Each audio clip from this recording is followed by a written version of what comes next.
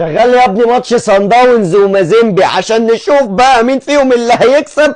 عشان ما نلعبوش، هنلعب الخسران. انا عايز اعرف بقى هقابل مين في الدور ال 16. هقابل سان داونز ولا هقابل مازيمبي؟ يا رب ما نقابل سان داونز، يا رب ما نقابل سان داونز، نبعد عن طريقهم، يا رب سان داونز يكسب. ها انا مش فارق معايا هقابل مين، اللي هقابله فيكم انتوا الاتنين ما يهمنيش، كده كده هكسبه، اللي هو ان شاء الله يكون مازيمبي مش سان داونز.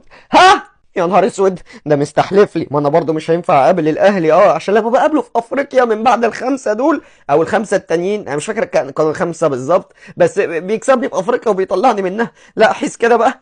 مازيمبي بقول لك ايه، وريني كده حلوه الصداره اللي في ايدك دي. هات الصداره.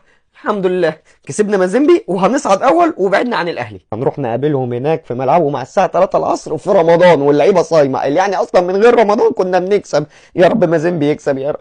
ايه ده؟ الحمد لله. يا ما انت كريم يا رب، يا ما انت كريم يا رب.